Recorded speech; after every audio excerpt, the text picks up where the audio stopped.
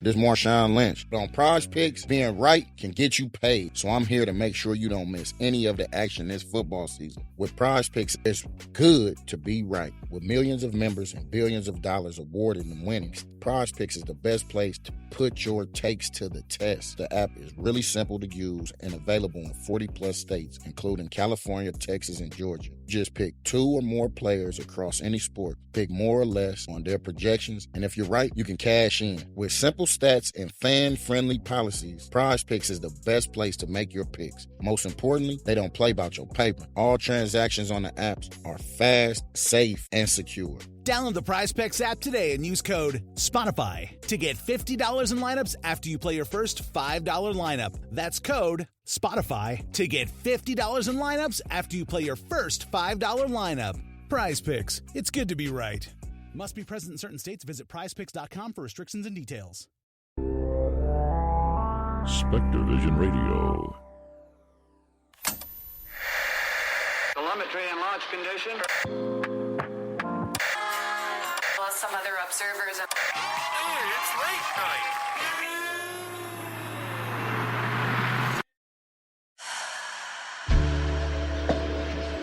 It's late night on the astral plane, where it's never too late. With your host, Ryan Singer.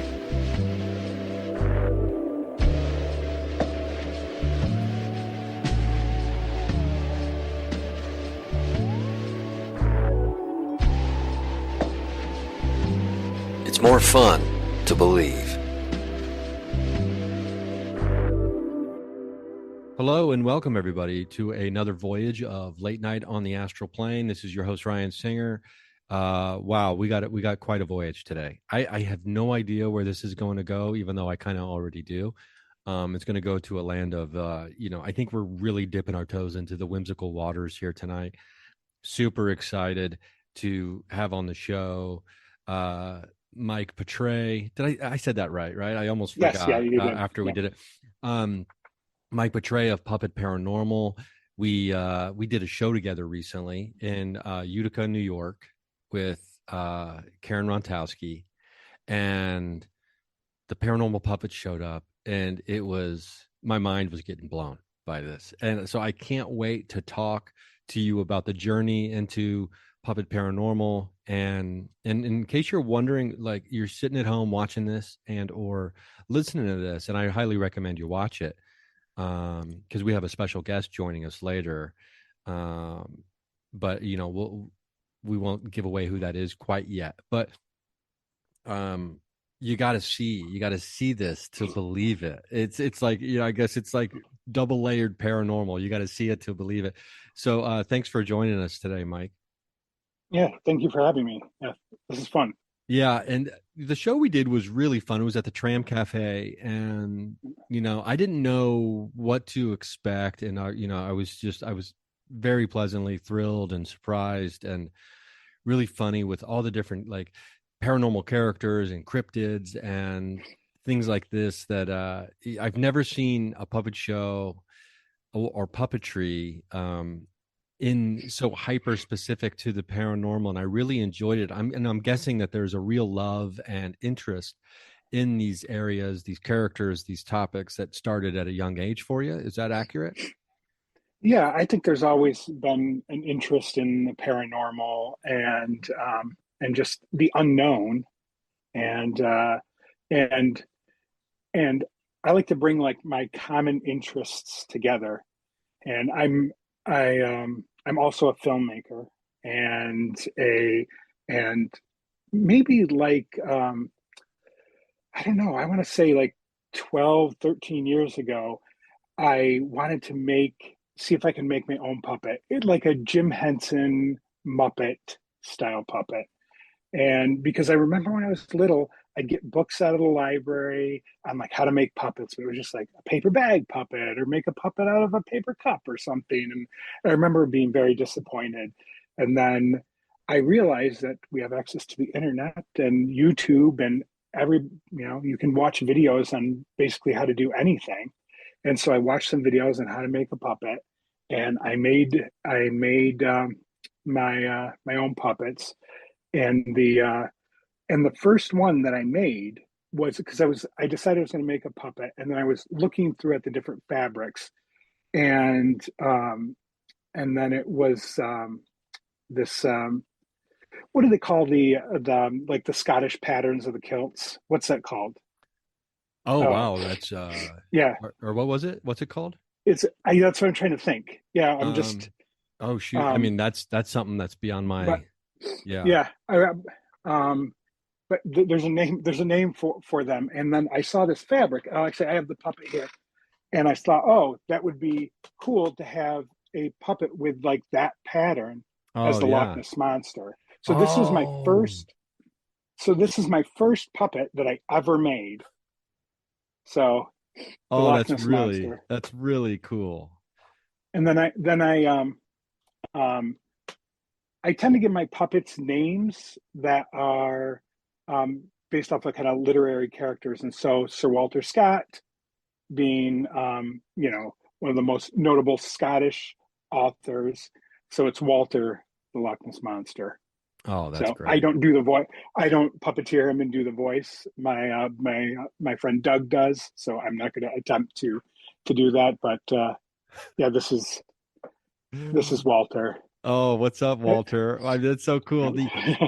The yeah, because there's a team you've got as well. Yeah, It's not just you. Like there's no way, because I think at one point there was six puppets, because there was three of you, three yeah. We each puppeteers had here, like and yeah. there was There's two six of us, and puppets happening at once. yeah, It was like, unexpected for people, and it was beautiful chaos, and like there's a song happening, there's backup singers. It was just really really cool. um Okay, so I mean, people can check out. I believe it's at Paranormal. It's youtube.com/at Puppet Paranormal. Correct. yeah, yes, yeah.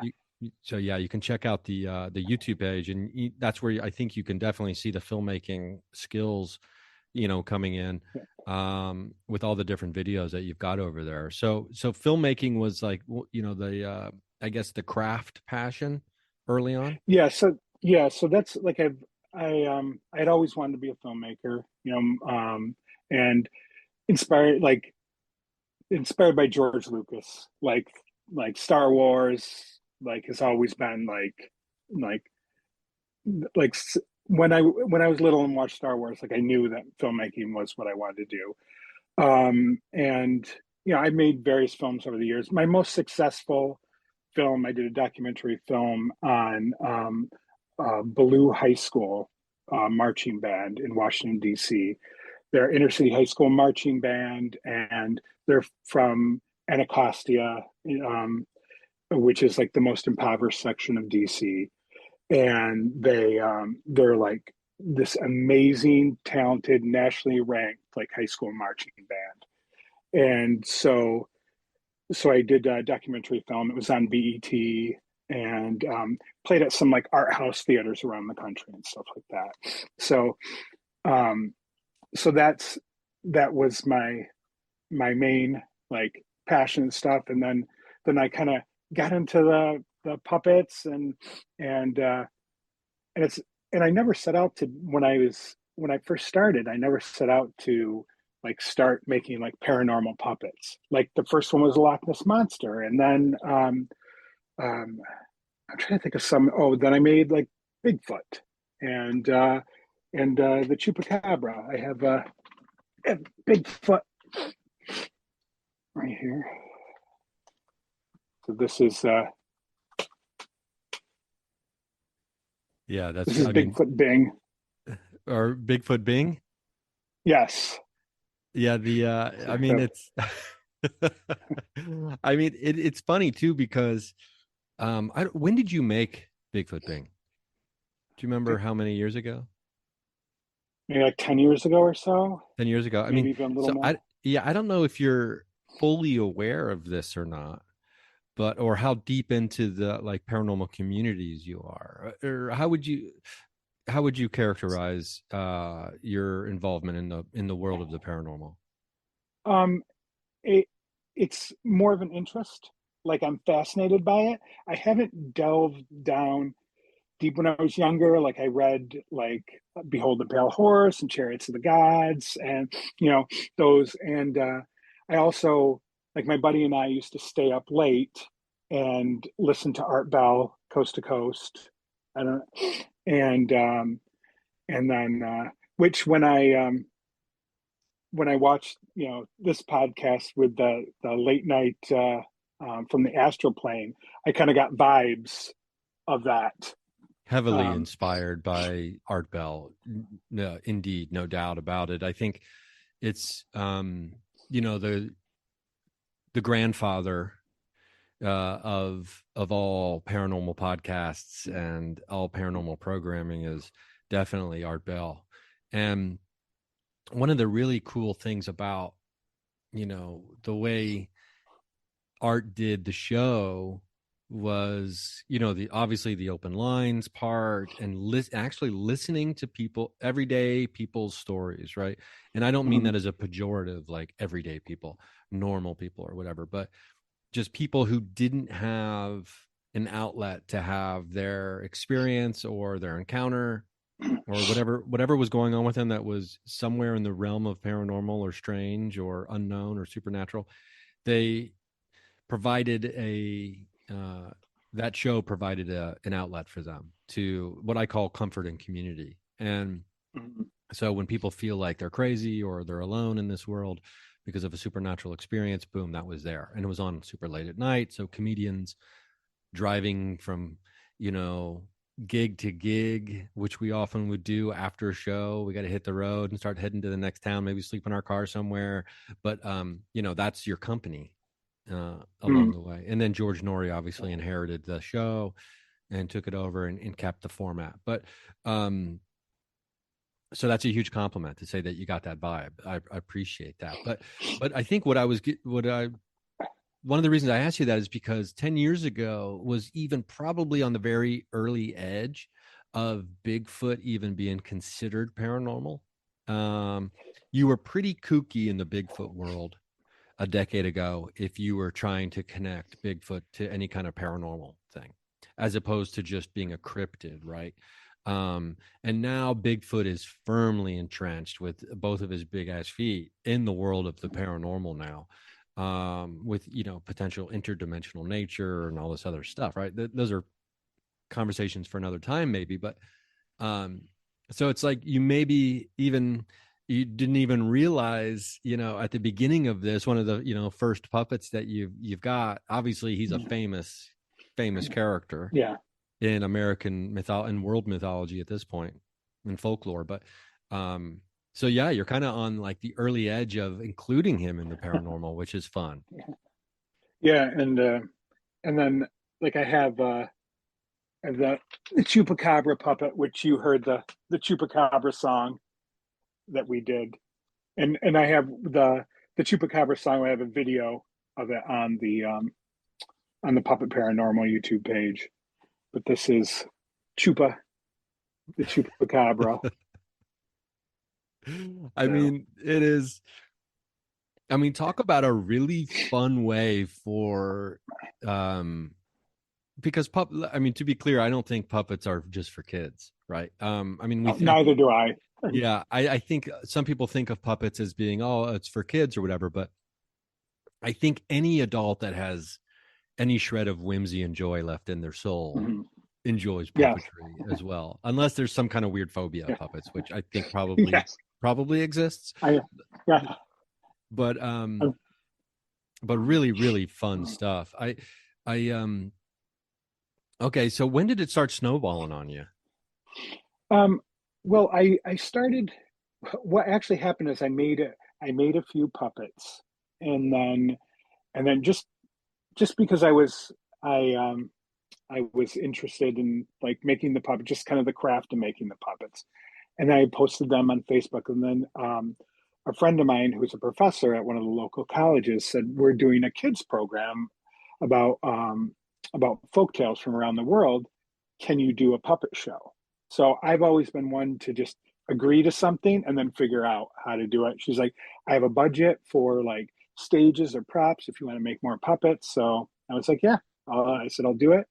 So we did a live show, and I asked my friend Garrett, who owns the Tramontaine Cafe, where we did the show, and some of my other friends who are performers to be puppeteers, and we put on that show, and that went really well, and we got another show from there, and so that started building, doing like live shows, and then from there, then I started doing some YouTube videos here and there, and then we started doing stuff with some local musicians. And that Chupacabra song was one of the first songs that we ever put together as a group. And so we did that, and then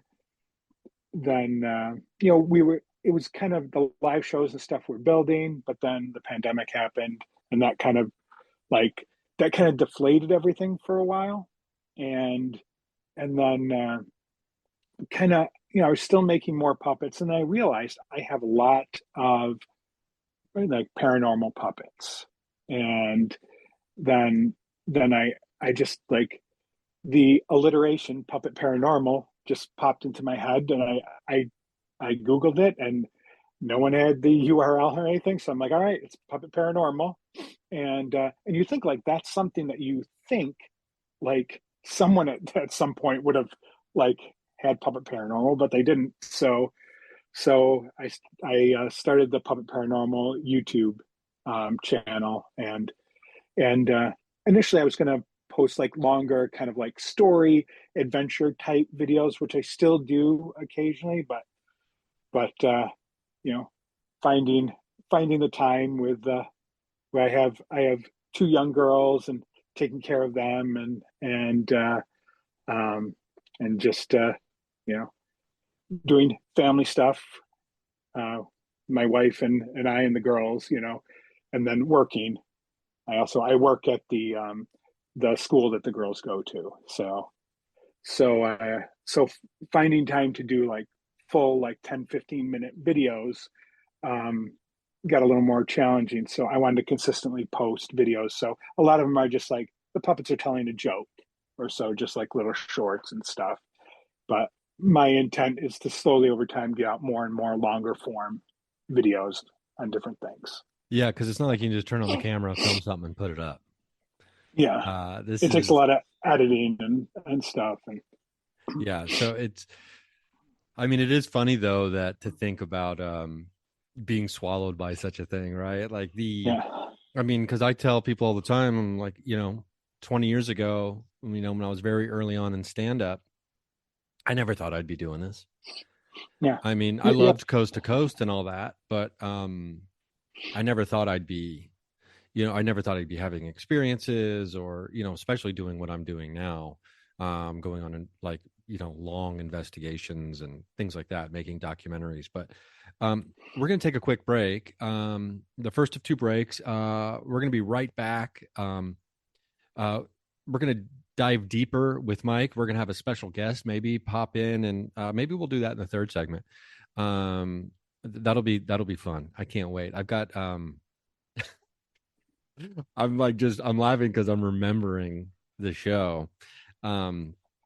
I want to talk more about like the musical quality of Puppet Paranormal as well, because I think that adds a whole nother layer, and how it ties into traditional storytelling, and like, what are these what's the word I'm looking for, oral traditions, that because I think at the heart of what's happening here is you're keeping alive like the most ancient form of human art, which is oral tradition and storytelling.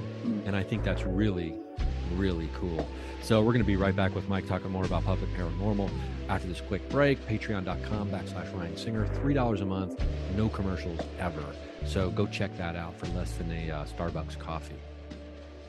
1976.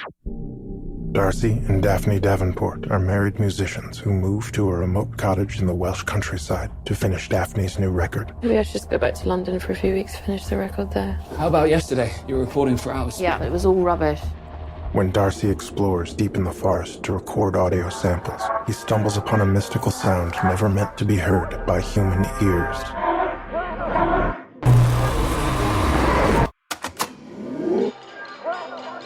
is this? Sounds like a spell. It's sublime.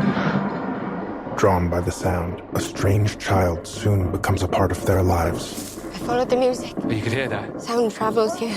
And from the forest comes something far older and far more dangerous than they could have ever imagined. They're the old ones. If you stay out of their way, they'll stay out of yours. Probably. And their lives soon begin to come apart. Darcy is tainted. There are things I haven't told you. When words are left unspoken, beware what fills the silence. There is a veil between this world and fairy. If you let the fairies in, they will guide you.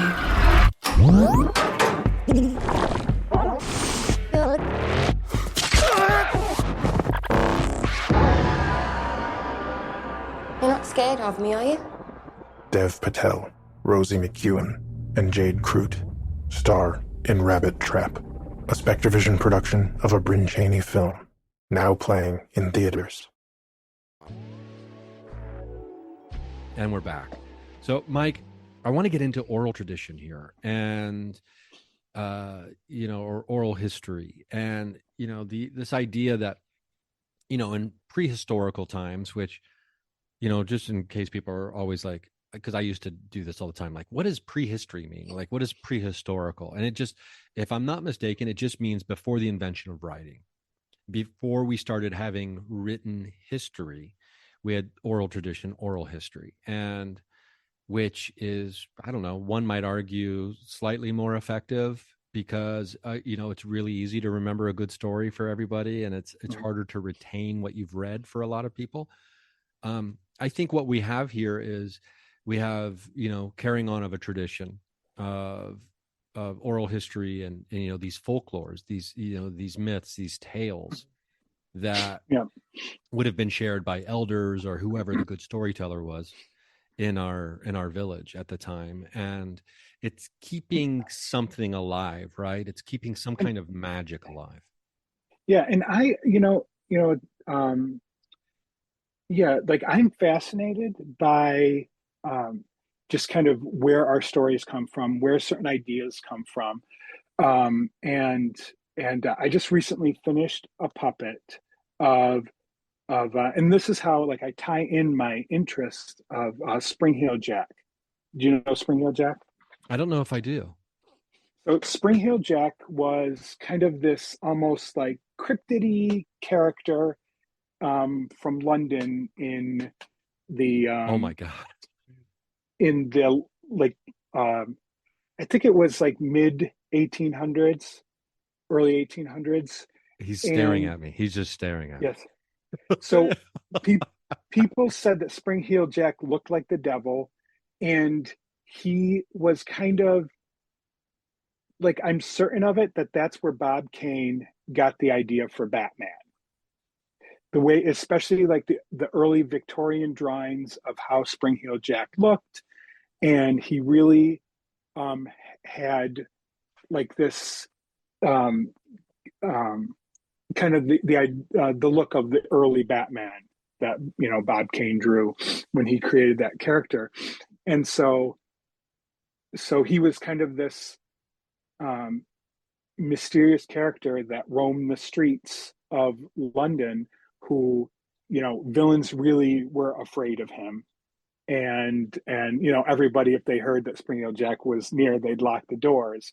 But he seemed to go after the criminal element, and so again, there's one of my something that I'm intrigued by. So I'm like, oh, let me make a puppet of that, and then at some point, either myself or one of my other puppeteers will come up with a voice, and then Spring Heel Jack will become a character, and but to your point that I think there's kind of a storytelling tradition and continuation and building on what's already there. Yeah, for sure. And whether it's what people would consider to be these fairy tales or these legends, or religion, because religions are these stories that have these lessons embedded inside of them, right? Or they have these inevitable conclusions when certain behaviors are acted upon by people. And I mean, that's literally what Joseph Campbell, of course, with the hero's journey, and these stories that resonate with us, and they resonate with us for a reason. And then you get into the archetypal images, and I always equate it to, those turtles that are born on the beach or like underneath the sand is where their eggs are buried. And as soon as they hatch, they immediately know they have to go to the water. It's this innate built-in wisdom, which I think we can call it, that they are pre-programmed with. And so I think of archetypal imagery the same way. When we see certain images, whether it's a triangle or the Trinity, and then, there's so much embedded into, and then you can go blast off into sacred geometry from there, right? But I think humans also have this embedded in this pre-programmed information that somehow we know, and we picked up along the way. And I don't know how. I'd love to know how long it takes for generations of humans to learn something or hear something or believe something. And I don't know if belief is an aspect of actually something, getting added to the pre-programmed bank or not. Maybe it is, but I'd love to know how long it takes for us to know something before it just becomes embedded, right? But because in stories are what do that. Yeah. And, you mentioned Joseph Campbell, and I was actually thinking when you were saying, oh, how did I end up doing this? I used to listen to Art Bell and stuff, and how did I end up doing this? And, one of the things that Joseph Campbell said was, I can't remember the exact quote, but if you follow your bliss, then doors will open where you didn't expect them. And I think that that's kind of, that's what happens when you're headed down the path that feels right, that you're being more true to yourself. And I was going to go somewhere else with it, but I mean, that reminds me too, because I believe he also used the phrase joy stations, where you have to have your joy stations, and following your bliss, having your joy stations, checking in. And I mean, and that there's this great book called The War of Art. And, obviously the title's a play on the art of war. It's actually the opposite. It's about creation as opposed to destruction, and battling through creative blocks. And Stephen Pressfield was the guy who wrote it. But it's all about once you make that choice, right? And he obviously derived a lot of his inspiration from Campbell, but this followed the bliss thing, because once you make that choice to really go for it and you decide, you know what, I'm doing this, then boom, it just starts, like we talked about earlier, the snowball, it starts snowballing.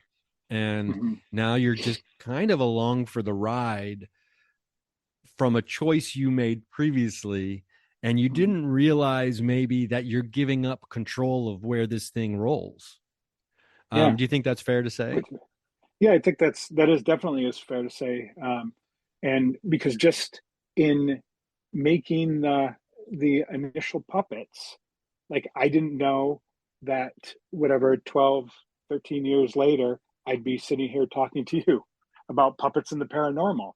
Like they're just like interests of mine, and it just kind of and I think it's really important for anyone who is like, just do the things you're interested in, like truly interested in, and not just the things that you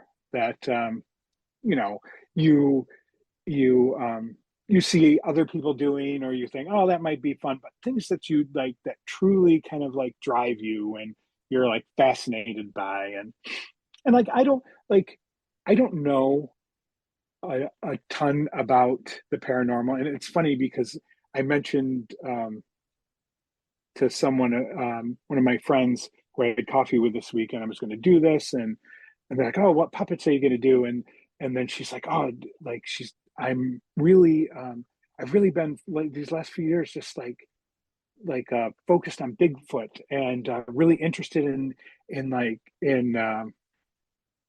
the whole like paranormal, like other dimensional aspect of Bigfoot." And that's something I didn't even know about.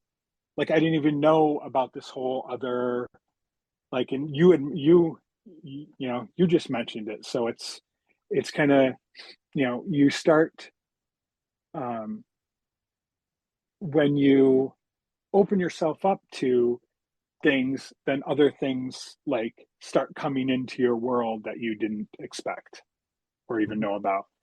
100%. And a lot of people in the paranormal, I mean, there's different variations of saying this. Like if you look into the abyss looks back.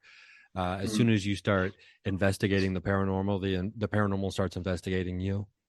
And exactly what you just said. As soon as you open yourself up to it, it starts coming in more. And I think most people have a decision to make early on, specifically when it comes to the paranormal. And that is when that first starts happening, you got to I think most people make a choice like, okay, I can live like this. Or people are like, you know what?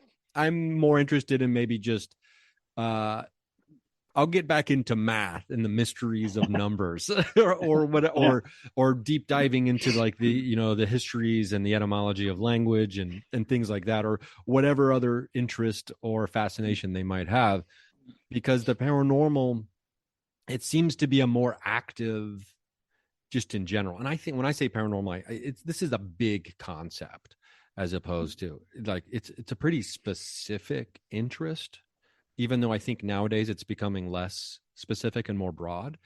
But the paranormal seems to be it's a big thing about all the magical energies and mysteries of the universe. That's not a hyper specific. I mean, to me, that should be 70% of the library, right? And then the other 30% should be, the history books and things like that. But it is fascinating that you have to kind of double down many times along the way, right? Once you make a choice, it's not as easy as just saying, I'm going to do this, and then it just happens. It is you have to be an active participant, right? Yeah. And I think with anything that you're interested in life, yeah. And I think as far as the paranormal, like I am I think innate skeptic. Like that's kind of who I am. But I am very like open to listening to other people's experiences and like what they've gone through. And I'm very intrigued by it. Like what are they experiencing, and what, um, because it's all, no one has the answers. I mean, you look at, you just look at physics and the world, and there's like so much that we can't perceive in like the world. And I think the perfect example is the light spectrum. Like we can only see like a very small amount of the light spectrum, but there's all this light and like waves that come through, but we only see a small perspective. So on the quantum level, like that's, like we're only seeing a small level of what space-time is. Like what else is it?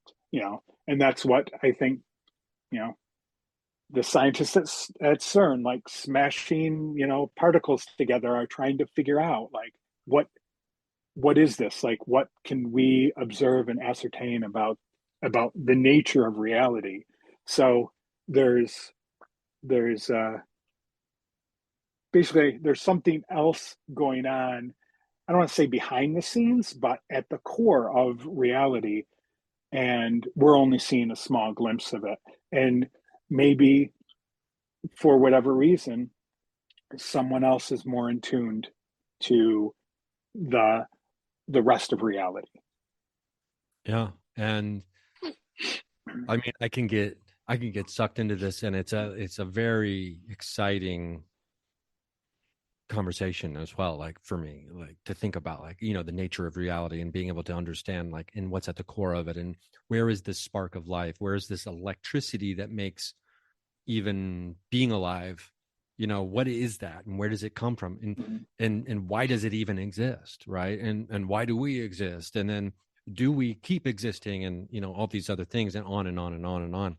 And it's, you know, it's super fun, and I think it's incredibly curious way to live.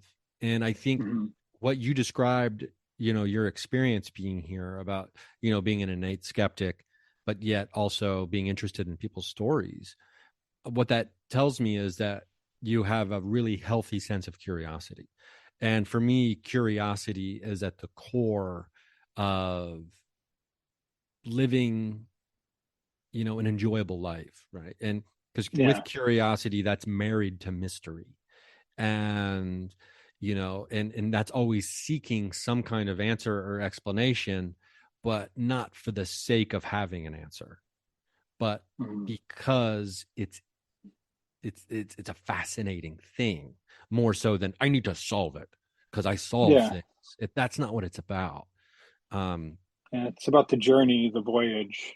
You know? Yeah, and then there comes Campbell again, right? And who was maybe one of these people who was just more tuned in to the big picture when it came to storytelling, you know, that, and you know, obviously he's not the only one, right? Over the years who understood the power of the story and, you know, the bones of it. And there were people who maybe, well, not even maybe, but certainly were incredibly gifted storytellers because they just intuitively knew, you know, the ways to do it. Now, you know, and as a filmmaker, you understand this probably better than, you know, than most people who aren't in the business, quote unquote, of telling stories. And that we can boil it down, right? And whether it's the book Save the Cat or these others, like we can boil it down to the bullet points. This is what makes the story effective. And, you know, there's, in comedy, there was a period of time where that was a huge thing. Like, you need to have a joke every 10 to 12 seconds or you're not a good it's like, what are we doing here? We're regimenting an art form and removing all of the joy from it. And that's it. Like the joy, it's got to like emotionally resonate with people. Like, and that's like, and everything in life, like there has to be some emotional like resonance to like what you're doing, like what your path in life is, what your interests are, what you're following. And if it doesn't do that, and that doesn't mean that there's not going to be struggles and hard times along the way, but because that's all part of it. And a lot of times those struggles and hard times like end up making your craft, your interests or whatever better and stronger. And so, but yeah. I mean, it's quite a fun journey when you're following your bliss and, you know, trying to find your joy stations along the way. And speaking of which, we have to, you know, we have to keep the bliss on over here. So we're going to stop for a quick commercial. And when we come back, we've got a very special guest. I think we should just have her right after the commercial break pop in. We've got the one and only Baba Yaga joining us. I mean, I think this might be the first ever interview with Baba Yaga. I know on this show for sure, but this will be the first ever podcast interview of Baba Yaga when we come back from this short break. So you don't want to miss that. Patreon.com/Ryan Singer, $3 a month, no commercials. So we're going to be right back with Baba Yaga. Okay, everybody. I'd like to welcome to the show, maybe your first ever interview, the legendary Baba Yaga. How you doing today, Baba? Can I call you Baba or, you know, Miss Yaga or? Let me tell you something. You can call me. You can call Baba Yaga what you like. Okay, Baba. I'm going to call you Baba. Baba, it's a pleasure. Thank you for, you know, finding us and agreeing to be on the show. I mean, you've been around for quite a long time. I think 1775 was the first time that it's reference that someone actually wrote about you was now. I'm guessing you were around a lot longer before that even happened, huh? Yeah. Let me tell you something. Baba Yaga's always on the move. You you you know about Baba Yaga's house? Baba Baba Yaga has a house with the chicken legs. Okay. Okay. Now, so you move that Yes. house? Do you move that house when you move? No, the house. No, let me tell you something. Oh. The house moves on its own. Oh, okay. You know you know the house, it walks. Oh, okay. So it's like you have like the very first ever mobile home. Yes. Let me tell you something. I go to campground sometimes. Oh, okay. Yes. And what do you do? What do you do at the campgrounds? Well, I look for a snack. Do you know the snacks? Oh, the snacks? Yes. You know, they run around and sometimes Baba Yaga thinks, "Ooh, that is a tasty treat." Oh, you're talking about kids. Are you talking about kids when you say Oh, snacks? yes. Yes.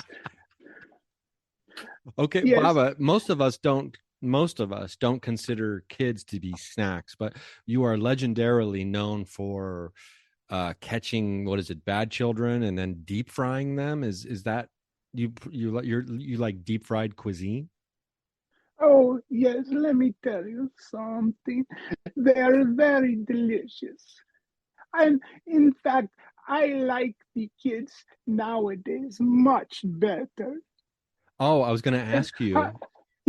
how you say they have more more let me just say, have you heard of the skinny kids? the skinny In kids. the old days, the kids were much too skinny. Let me just leave it at that. Oh, okay. I think you've painted a very clear picture for us here today. So Yes. now, Yes. Baba, now far be it from me to, you know, to judge, your lifestyle. You are, I don't know, an immortal, interdimensional. I don't know where you came from. But what would you identify yourself as? Are you a witch? Are I you a monster? What are you? I am hungry. You heard of hungry? Yeah. Baba Yaga is hungry. Okay, so Yes. you identify as I hungry. I yes, I see a kid and I eat it. Oh, okay, okay. Yeah. Well, Yeah. again, I just have to say, for the record, we don't condone eating children on this Oh show. no, no. But Baba Yaga is not a monster. oh, okay, okay, good. Well, that's Yeah. good to know. That's good to know. Now, Yes. I I just take, a nibble here, a nibble there, you know. I yeah, am not a monster. you're not a monster. And is this just because you're hungry, or are you like teaching lessons? I mean, what's at the heart? Oh What drives yes, what Baba drives you? Yaga.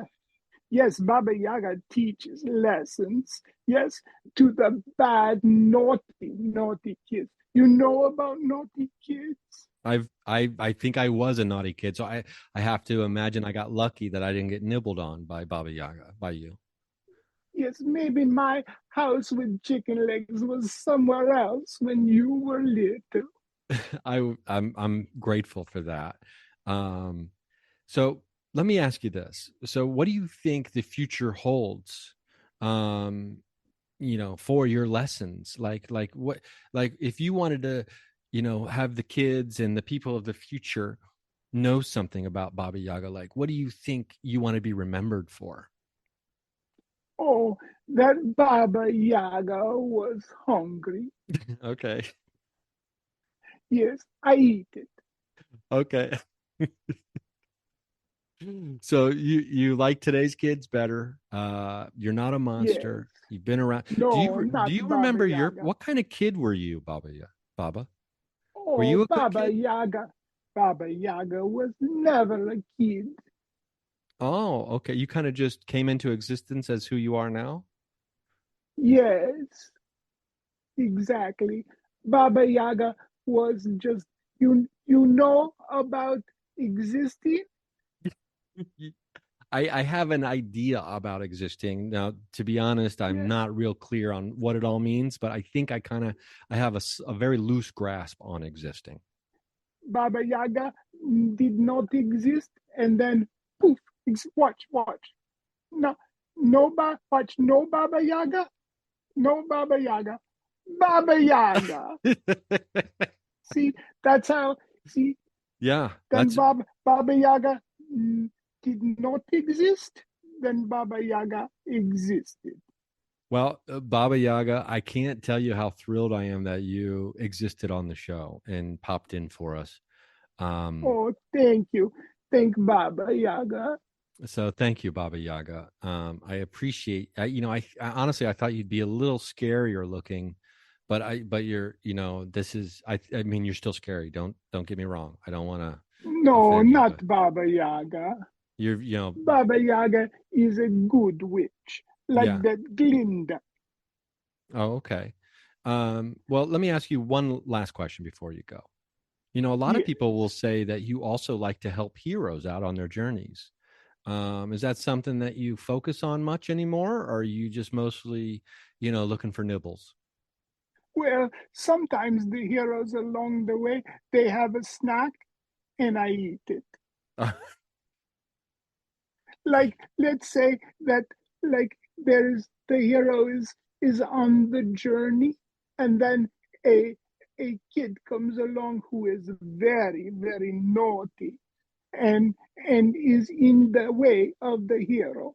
So I'm like, I will help you, hero, and I eat it.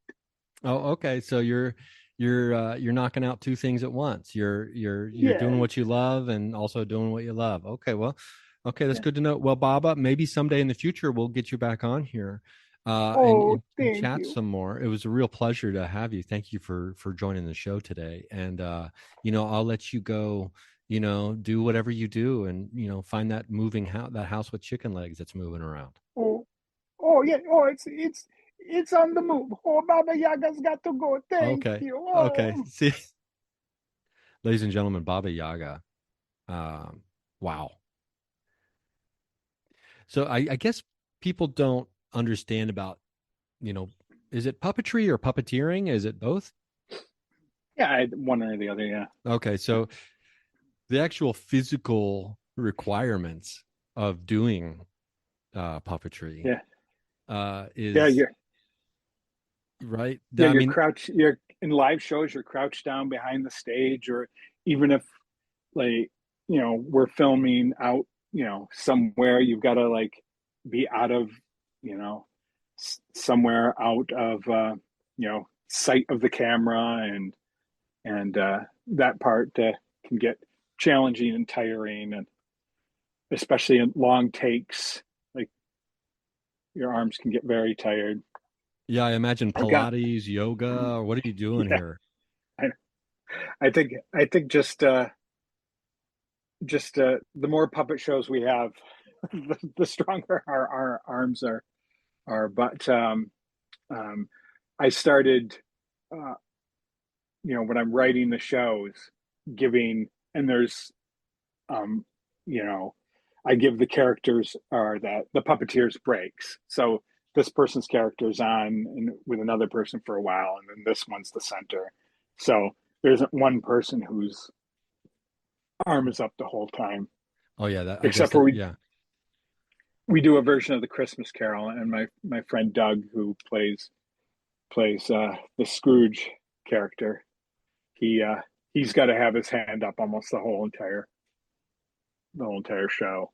So, how long of a show is that? How long do you do? Do you half hour? Do you an hour or what? Yeah, it's a half an hour to 45 minutes. We've been this is one of our longest shows that we've been doing, and there ends up being a lot of ad libs and stuff in the show. So,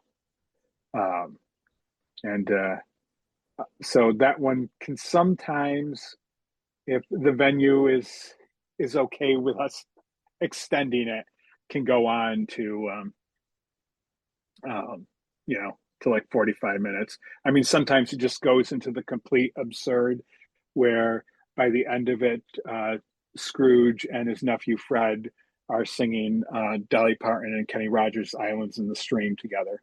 So that can it can go off in that like crazy like direction sometimes, but still adhering to the main like plot. Yeah, like very hanging on loosely to the skeleton of the actual original story. Yeah.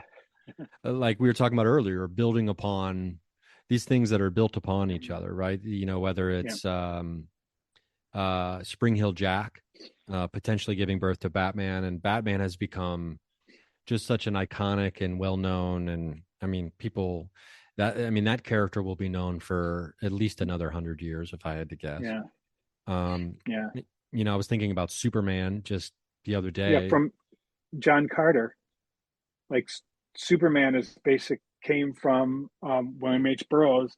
Basically, the idea from Superman is John Carter, because John Carter goes to Mars and can has super strength because the atmosphere is a lot I guess he's a lot lighter, so he can jump, and a Superman originally couldn't fly, but he could just jump tall buildings in a single bound and stuff. So the idea from Superman came from Burroughs. Yeah, it's like Superman in reverse. If people aren't familiar with the John Carter story. And yeah, it's fascinating because, and then at the heart of the John Carter story, I wonder, it's like, okay, so what was Burroughs deriving his, was he inspired by Zeus, by Greek mythology, or, potentially, or just imagination, or just, the creative mind of the human creature, coming up with, because at some point, Baba Yaga was spoken into existence, right? Mm-hmm. And yeah, I mean, she was on here talking about how she didn't exist and then she existed. And maybe she was just as simple as being spoken into existence at some point, or, dare I say, was around the whole time and then was finally identified and given a name. Yeah. So the idea of the witches and kind of keeping, the whole thing behind the Grimm's fairy tales with, kind of making sure that that kids are doing what they're supposed to do and aren't straying off into the woods and everything. And then at some point, someone gave her the name Baba Yaga, or it was a name that was kind of in the oral tradition, was like we were talking earlier, was for years and years it was talked about, but then was actually written down. Yeah, because all the Grimm's fairy tales were stories that had existed in the German countryside for hundreds of years, and it was just the brothers Grimm's who collected them and wrote them down. And I think people are often shocked sometimes when they're like, actually look at the stories. That so many of the popular animated movies of the last 50 years have been based on or directly referencing, and and they realize like, oh, the actual story is pretty gnarly. Yeah. Yeah. And it's I don't know, it's an easier way to maybe make a child understand, as parents who were once children themselves.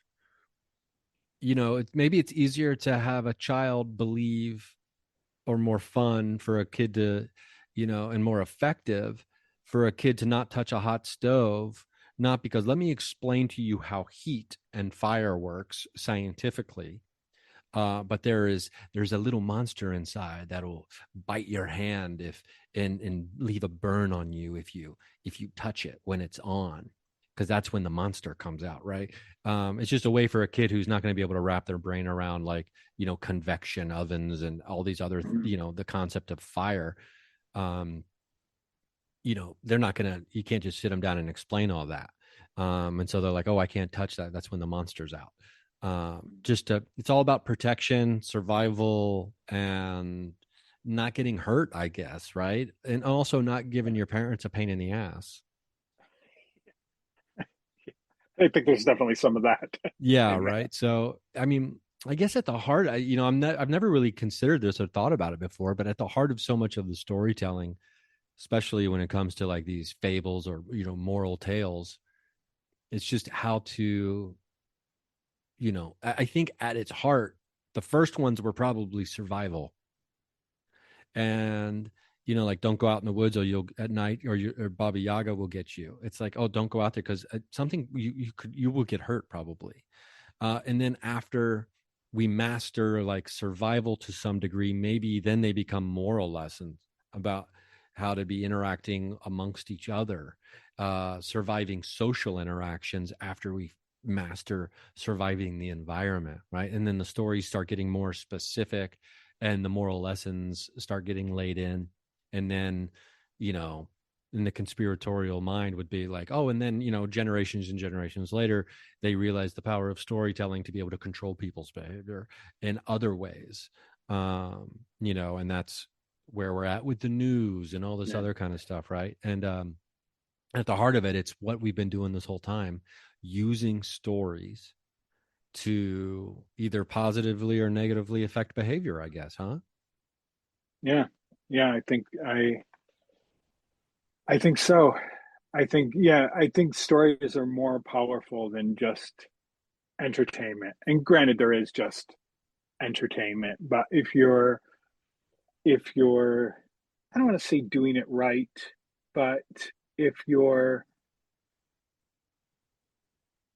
paying attention to how to tell a story the right way, and I think you're going to connect, and that's the downside of that is something I think you just brought up, is that you have people who understand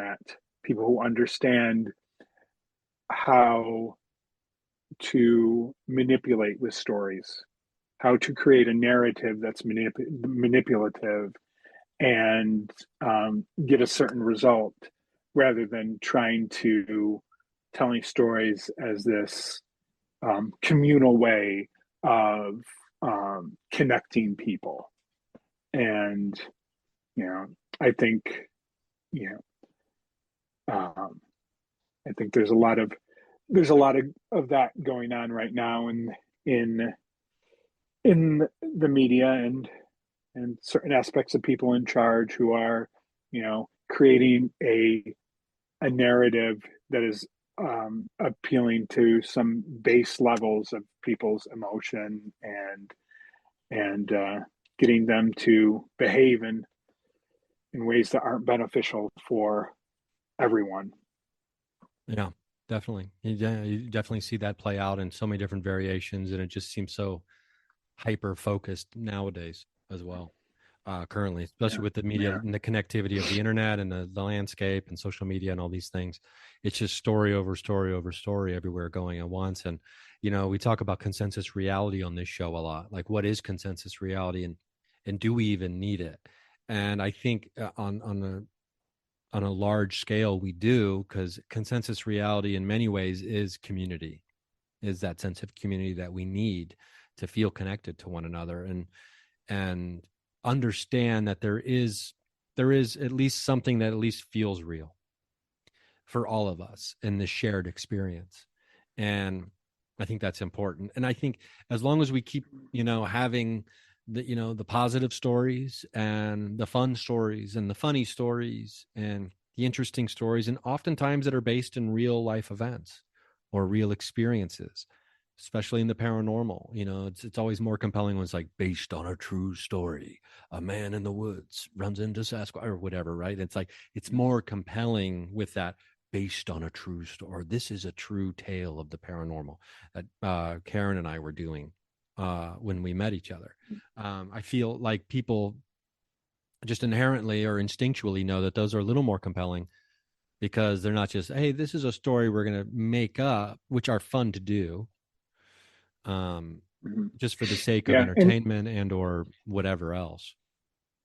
Yeah, and another angle, like I have a lot of stuff written and stuff that I want to get to with Puppet Paranormal as far as like just different stories, but I am interested in like some real paranormal like stuff that, you know, I'm that maybe the puppets could like investigate some real stuff. And I actually did, there is a video that I have on there that where they take a look at an old photograph.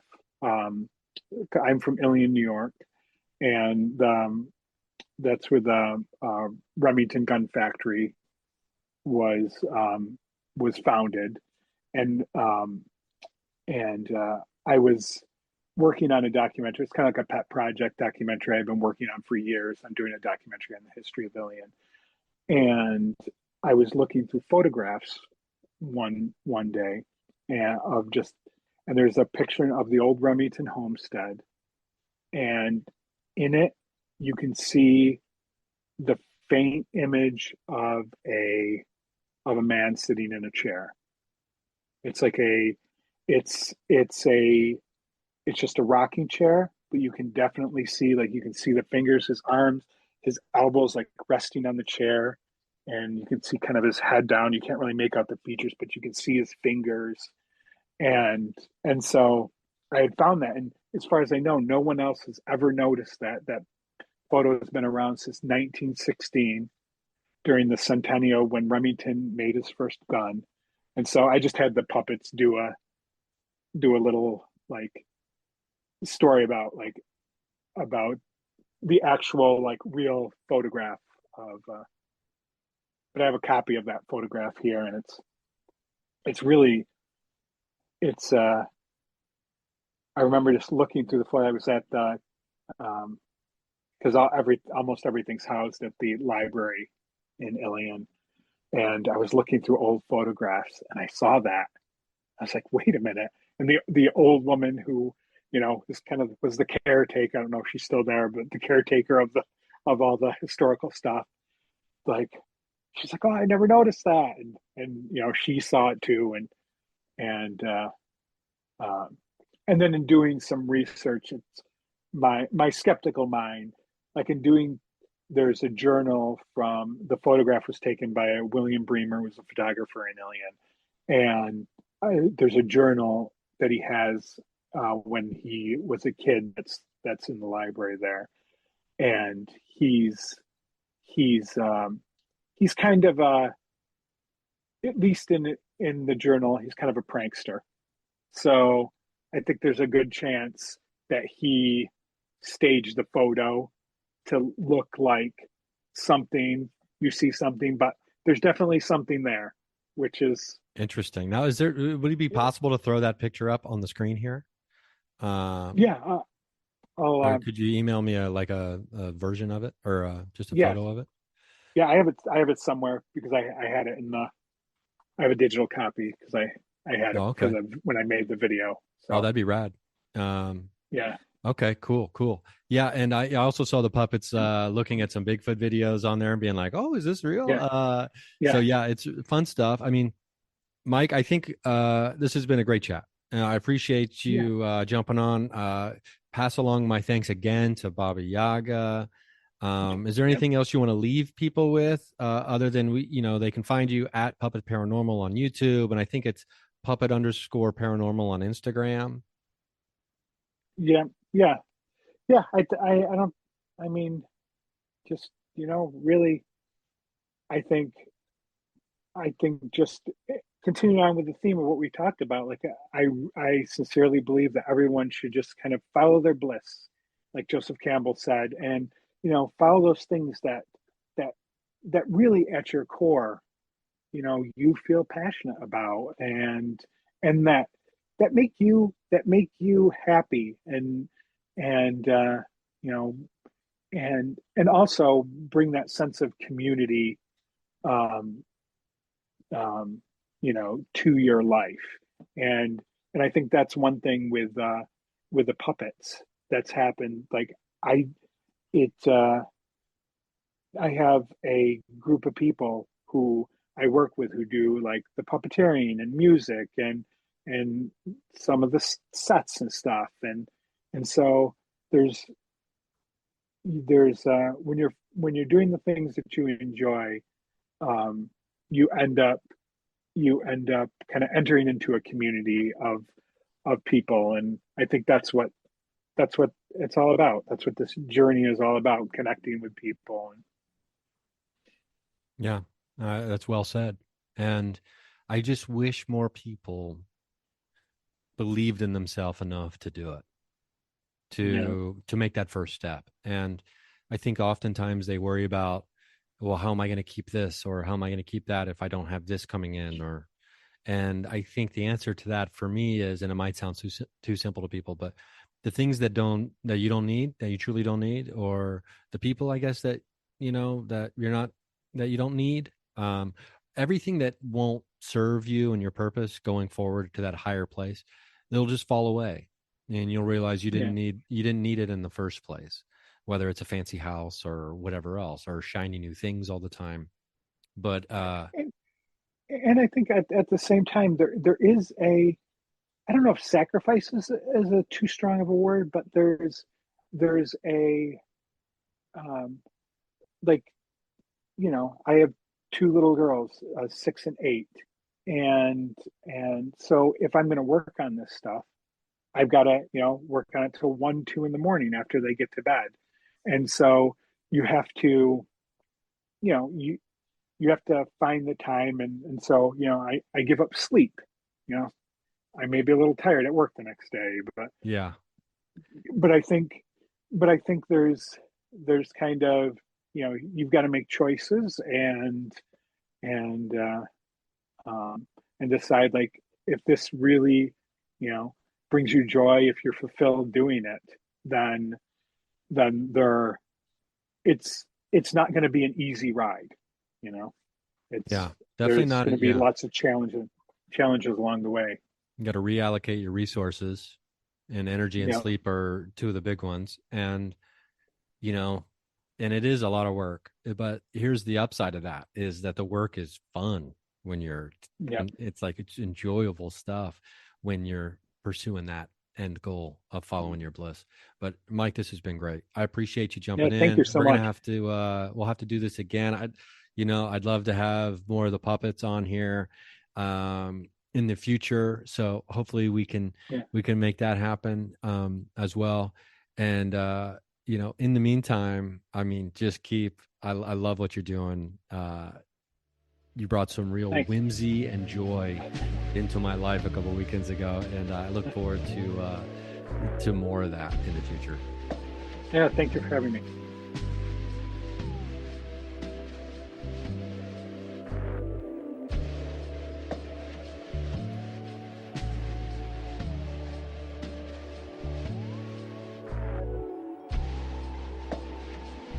Hey friends, it's Daniel Noah here. I'm the director of Spectrovision Radio. So many of the ideas that permeate the genre stories we tell are actually based on real paranormal phenomena. The way we've represented these powerful experiences really only begin to scratch the surface, not just of the way they work, but of the way they feel. When the fine folks at Oni Press approached Spectrovision about creating a comic book series based on real paranormal phenomena, we jumped at the chance. High Strangeness is a series of 5 interconnected stories created by actual experiencers, committed to portraying the reality of paranormal experience as it truly is: strange, disorienting, beguiling, frightening, and awe-inspiring. It's got UFOs, cryptids, Men in Black, and I mean the real Men in Black, not the other Men in Black, synchronicities, interdimensional portals, a deep underground military base, and so much more. This October, Oni Press and Spectrovision are proud to present High Strangeness, a 5-part experiment in comic book storytelling, boasting an otherworldly cast of comic book talents like Christopher Cantwell, Christian Ward and Jock, Chris Condon, Ringo Award-winning artist Dave Chisholm, Cecil Castellucci, Timothy Renner of Strange Familiars, our own Jim Perry of Euphemet. Look for High Strangeness Book 1 on shelves October 8th at a local comic book shop near you. But be warned, when you look into the abyss looks back.